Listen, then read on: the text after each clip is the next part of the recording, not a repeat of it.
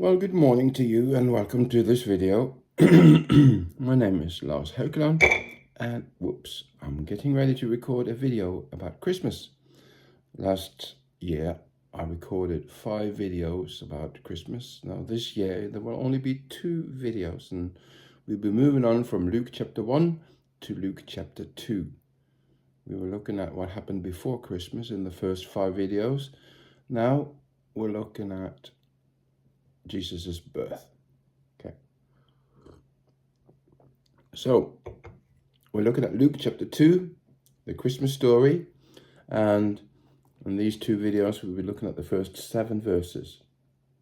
I will read through them right now.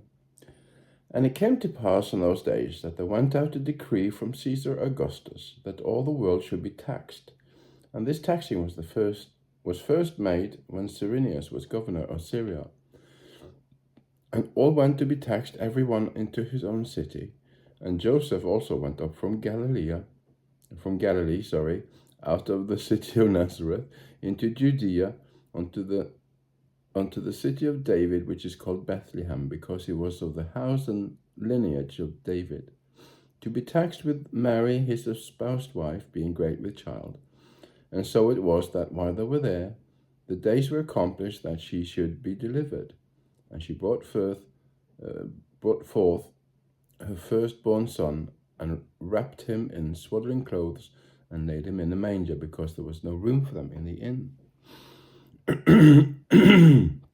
Pardon me. Now, it's early in the morning, so that's probably why my voice is so deep. But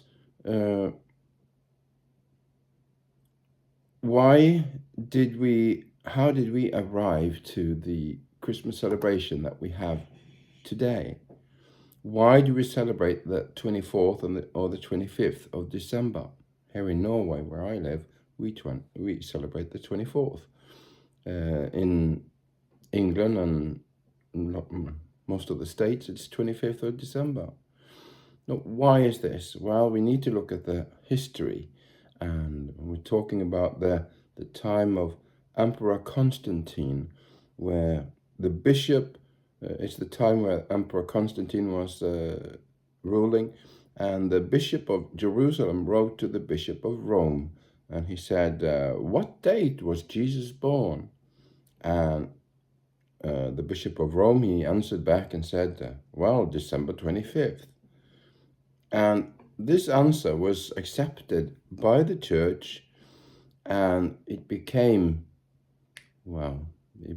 truth, I suppose, to the church in the 4th century AD. Now, we can ask why. Well, there was a big heathen celebration in December, and this is the reason that the Bishop of Rome wanted to try to make a Christian celebration instead of this heathen celebration. We don't even know what year Jesus was born. But what they did, they celebrated the turning of the sun, and they celebrated that the sun and the warmth was coming back. So if you are one of those who have been watching this Game of Thrones series, you know there's a saying there, and they say winter is coming. Well, here they were saying summer is coming. So they're looking forward to the summer.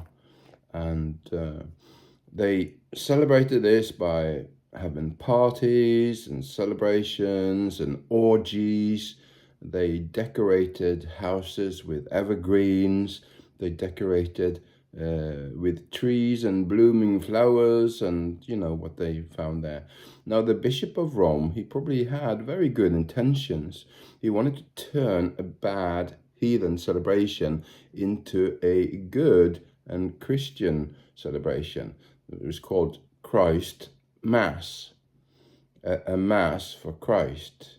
So that's what we today know as Christmas. And it was supposed to be celebrating that Jesus came to the world. Now, the Romans, they had a December festival called Saturnalia,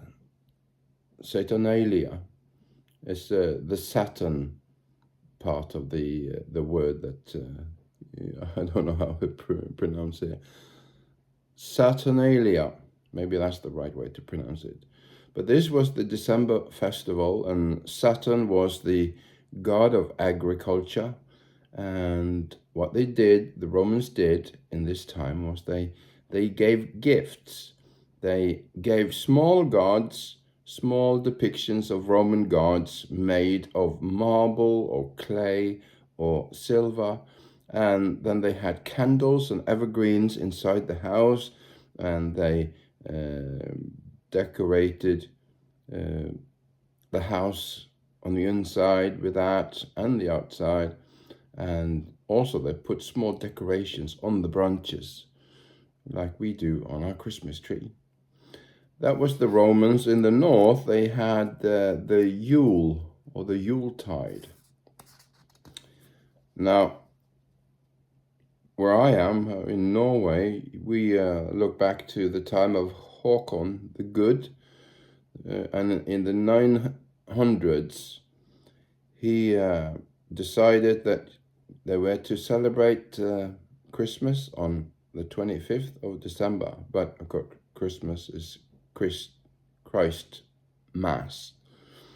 But traditionally, this had been the time to celebrate the winter solstice. It was the winter solstice. It was the turning of the sun. Well, the sun doesn't actually turn, but that's how we look at it. The days were getting longer again, and they had something called blotting, which is old heathen Norse tradition, where they sanctified blood to Odin and Thor, the old Norse gods.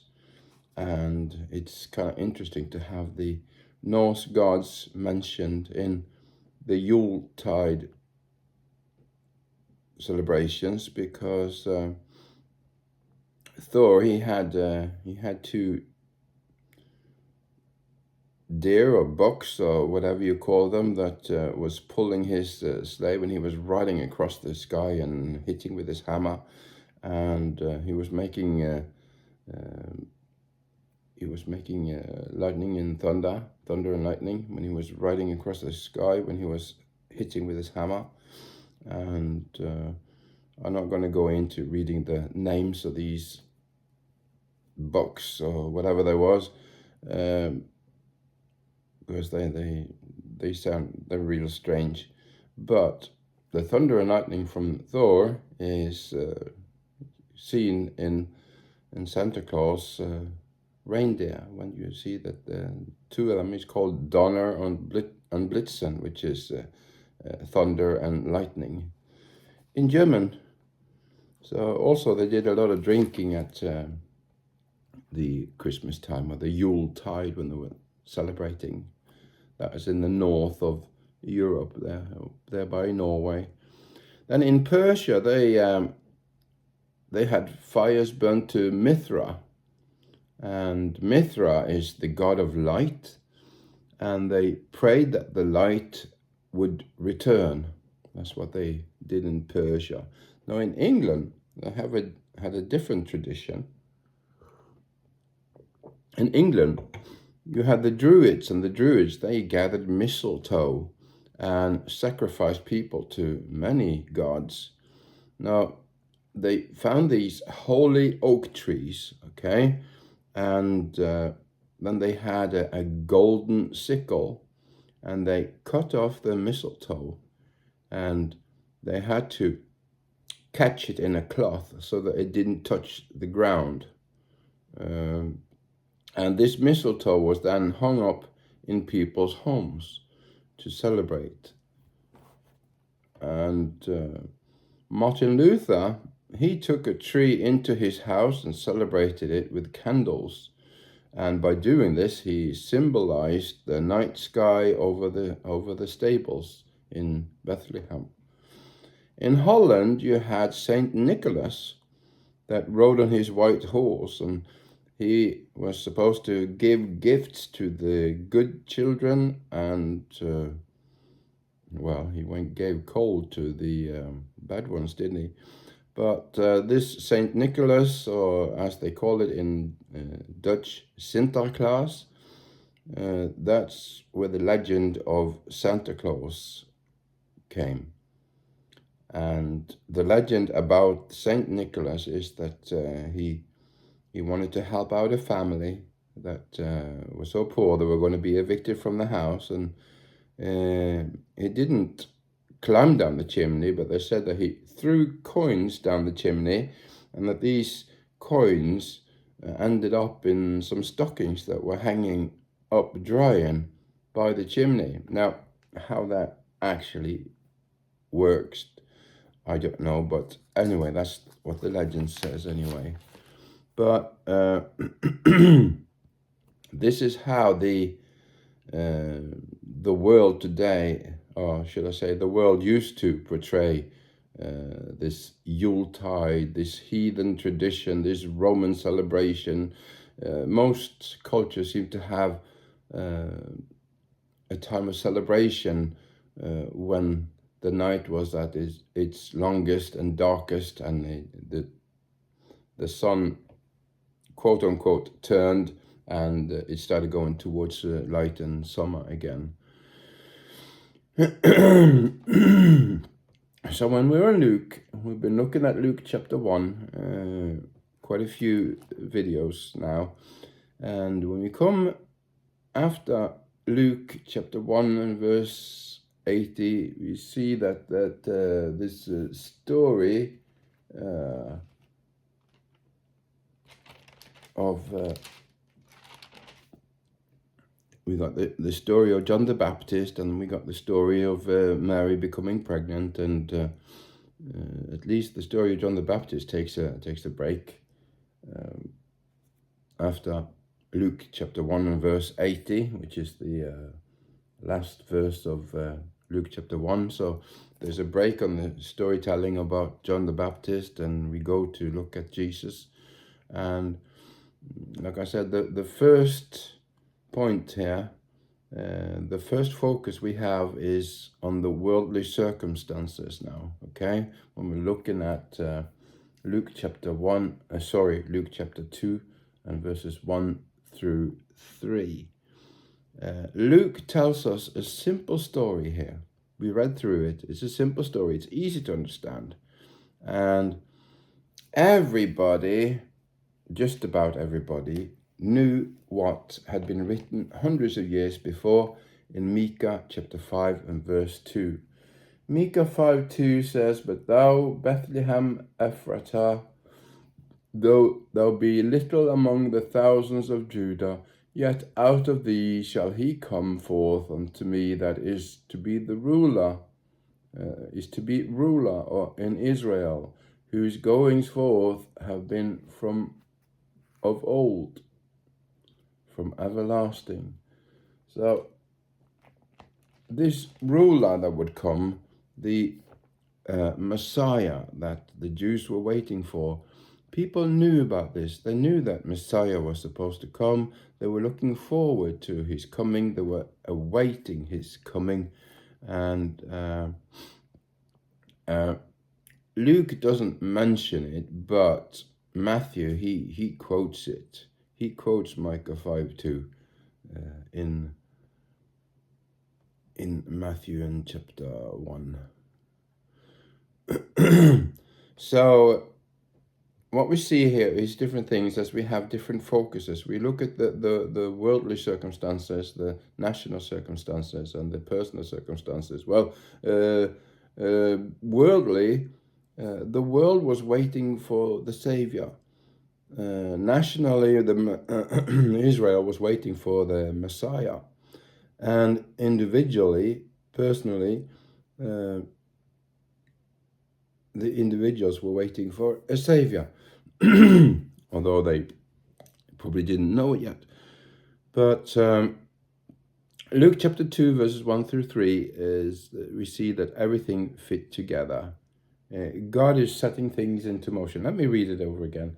And it came to pass in those days that there went out a decree from Caesar Augustus that all the world should be taxed. And this taxing was first made when Cyrenius was governor of Syria, and all went to be taxed, every one unto his own city. And here we see God setting the wheels into motion here. We see that Joseph and Mary had to go to Bethlehem. Verse 1 says, in those days. Which days are we talking about? Well, this is probably pointing back to chapter 1 and verse 5, where it says, I've got to turn a bit more here. There was in the days of Herod, the king of Judea, a certain priest named Zacharias, and it goes on to the story about Zacharias and Elizabeth. But, it was the days of Herod. Now, these are the days that Luke is talking about here.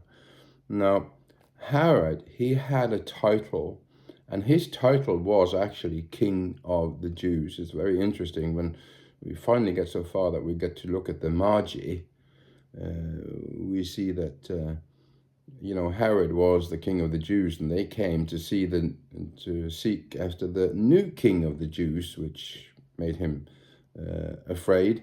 But Herod is a person that is well known for us, and we remember him because he butchered all the children up to 2 years old. Now, he was an Edomite. He was not a Jew.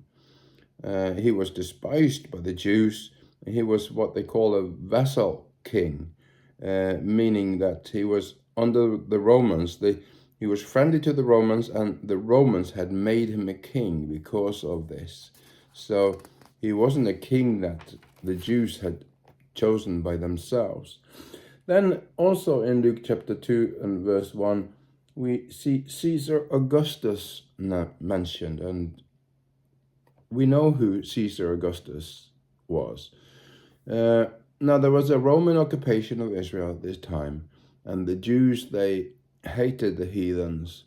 They actually, when they've been out traveling, they shook their clothes to get rid of the dust that came from abroad, the national borders of Israel. But the Romans, they had many gods, and the Romans, they taxed the Jews, and they were not popular. Now, Luke is sometimes very precise. In chapter 3 and verse 1 of Luke, he says, now in the 15th year of the reign of Tiberius Caesar, Pontius Pilate being governor of Judea, and Herod being tetrarch of Galilee, and his brother Philip tetrarch of Achaia, and of the region of, I'm not going to even pronounce that, but here when you read here, it's very specific what time Luke is talking about. But when we see the beginning of chapter 2, it says, it came to pass in those days, and that was pretty much it, besides this decree that's going on. So it's a bit unprecise in the beginning of chapter 2.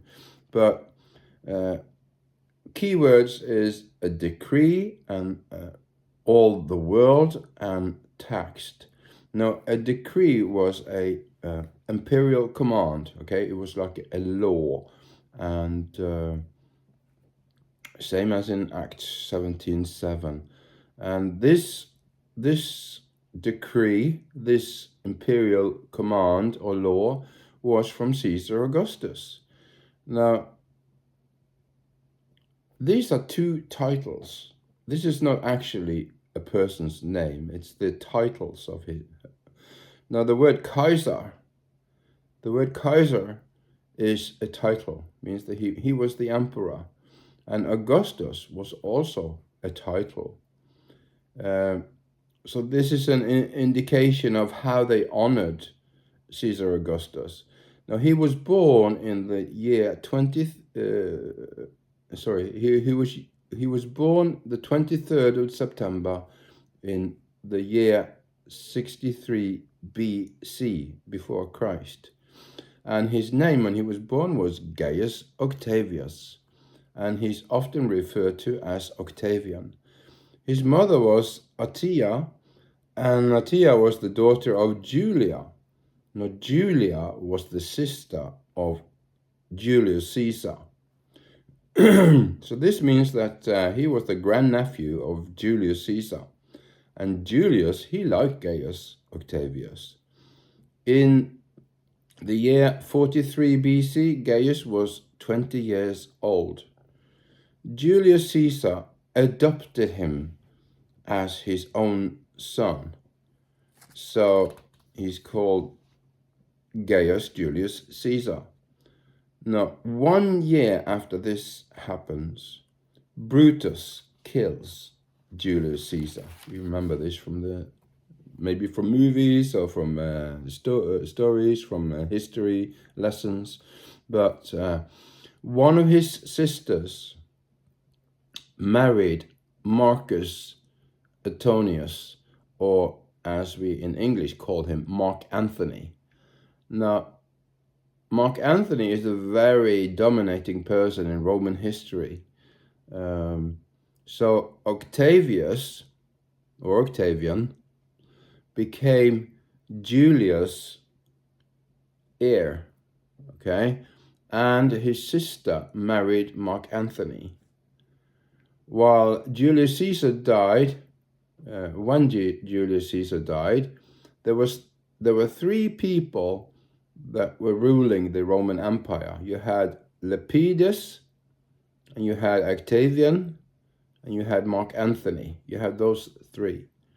Now soon Lepidus fell out of the race, and the remaining 2, they ruled the Roman Empire for a while together. Then Mark Antony, or Marcus Antonius, he divorced Octavian's sister. Then he, that means Marcus Antonius, Mark Antony, started being captivated by Cleopatra, the queen of Egypt. And she kind of grabbed hold of him. So he was more concerned with Egypt than he was with Rome. So after that time, it was really Octavian that was ruling the Roman Empire.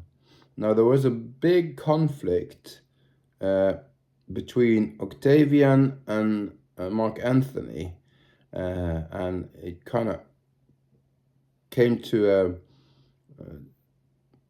a height there in the year 31 BC, when you had the Battle of Actium. And officially,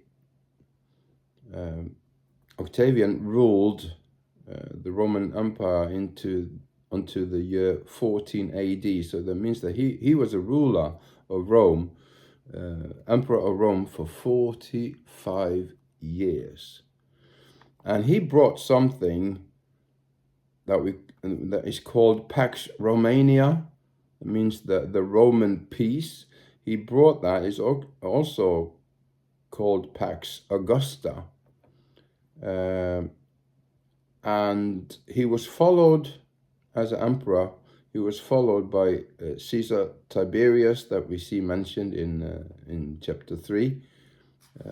And Caesar Tiberius has had a town named after him there by the Sea of Galilee, and also the Sea of Galilee is also called the Sea of Tiberius, also mentioned after this Roman emperor. Now, in the year 27 BC, that's 3 years after he started ruling, the Senate gave him the title Augustus. The Augustus means majestic, it means highly honored, and it also means holy. And this is a name that would normally be given to a divinity, to something divine, like to a god or a goddess.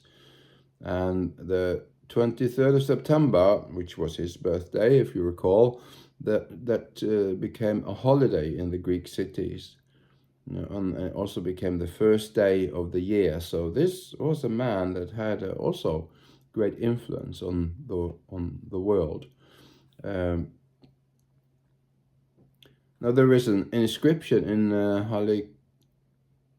Halicarnassus on the Mediterranean where it says, "Caesar Augustus, the savior of the world."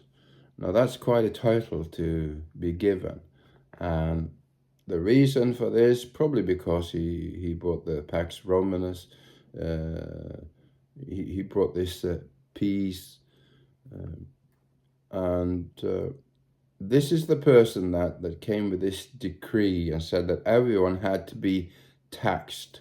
What it actually was, it was a census where they counted and wrote up how many people had to pay taxes. So this was for tax purposes.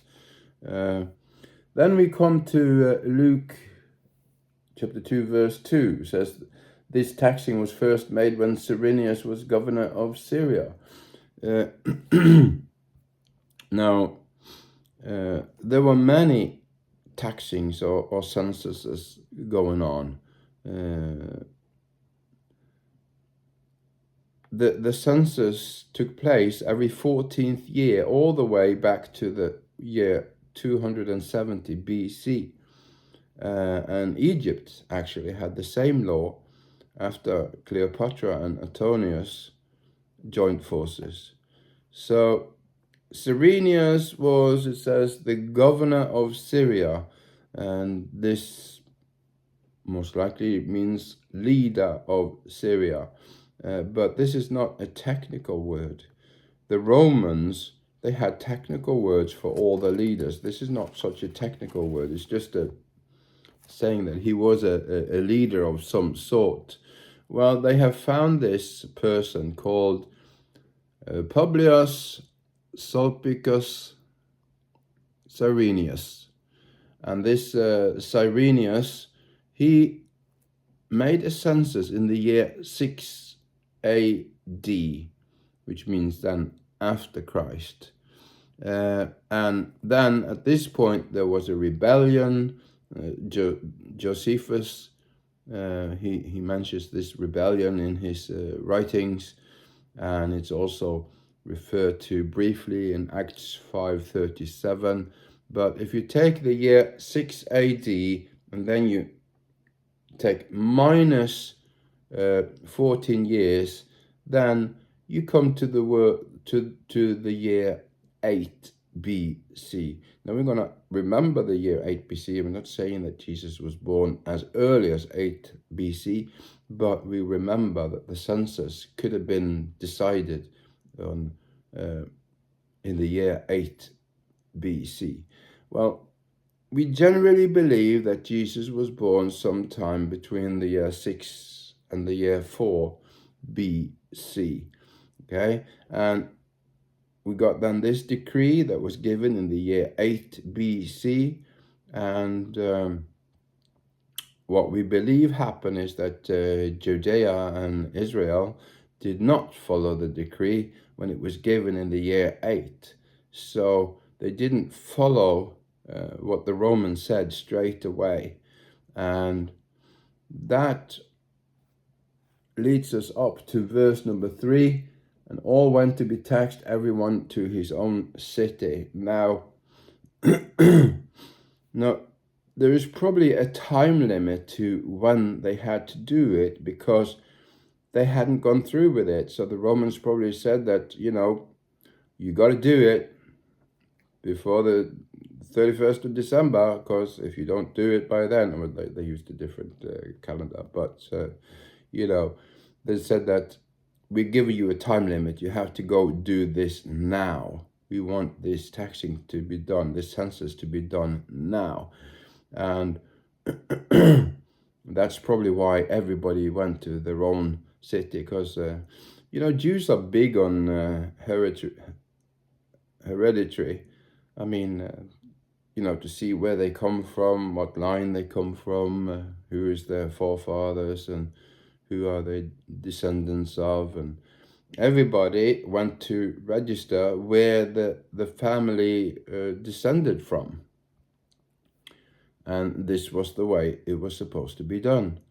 And all the tribes, they had the different areas. As you can see, when you look at the map, you see the 12 tribes of Israel. You see they have different areas that they mostly belong to. Another question is, did Mary have to go? Well, for some reason, it seems like she must have had to go. There must have been a reason why she also had to go. We know that Joseph would have to go, but I suppose they also had to register the women.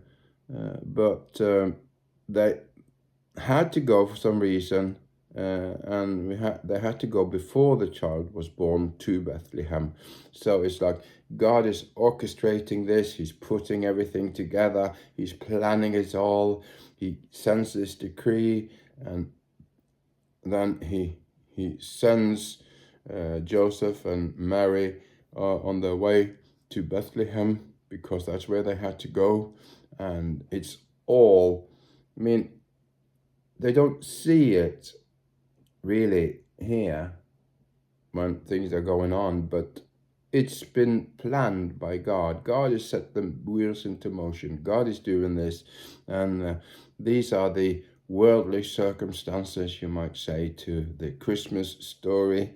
And hopefully in about 2 weeks I'll be able to come back with the national circumstances and the personal circumstances, looking at the verses 4 through 7.